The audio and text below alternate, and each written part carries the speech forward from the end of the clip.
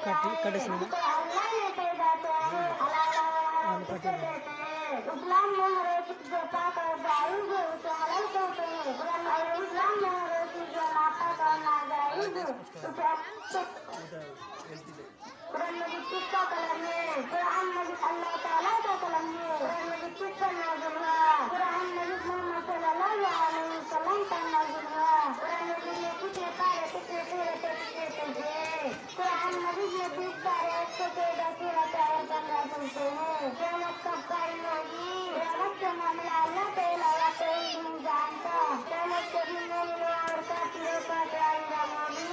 क़यामत के दिन मोमिनों का बदला जन्नत है और काफिरों का बदला जहन्नम है। जन्नत में कौन दाखिल होंगे? जन्नत में कुरान और हदीस पर अमल करने वाले, नेकी और बुराई का काम करने वाले, गुनाहों से बचने वाले जाएंगे। जहन्नम किन लोगों का ठिकाना है? जहन्नम ऐसे लोगों का ठिकाना है जो अल्लाह के नाफरमान है, कुरान और हदीस पर अमल नहीं करते।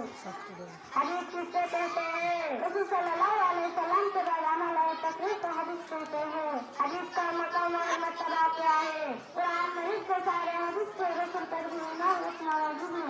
उसके बगैर कोई आदमी मुसलमान नहीं हो सकता। अस्सलामु अलैकुम व रहमतुल्लाहि व बरकातहू। वालेकुम कटेసిన अल्लाह ने पैदा किया है, हलाल कहते हैं। इस्लाम में हर एक जो पाक और जायज है उसे हलाल कहते हैं। और इस्लाम में हर एक जो नापाक और नाजायज है उसे कुरान मजीद किसका कलम है? कुरान मजीद अल्लाह ताला का कलम है। कुरान मजीद किसका नाज़िल हुआ? कुरान मजीद मोहम्मद सल्लल्लाहु अलैहि वसल्लम का नाज़िल हुआ। कुरान मजीद में कितने पारे कितने सूरतें कितने सजदे?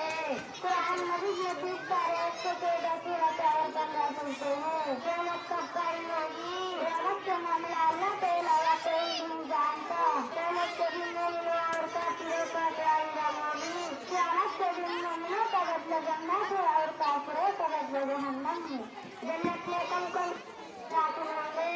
जन्नत में कुरान और हदीस पर अमल करने वाले, नेकी और बुराई का काम करने वाले, गुनाहों से बचने वाले जाएंगे। जहन्नम किन लोगों का ठिकाना है? जहन्नम ऐसे लोगों का ठिकाना है जो अल्लाह के नाफरमान है, कुरान और हदीस पर अमल नहीं करते। हदीस किससे कहते हैं? रसूल सल्लल्लाहु अलैहि वसल्लम के बाद अमल और तकरीर को हदीस कहते हैं। हदीस का मकाम और मर्तबा क्या है? कुरान मजीद के सारे हदीस के रसूल पर भी ईमान रखना वाजिब है। उसके बगैर कोई आदमी मुसलमान नहीं हो सकता। अस्सलामु अलैकुम व रहमतुल्लाहि व बरकातहू।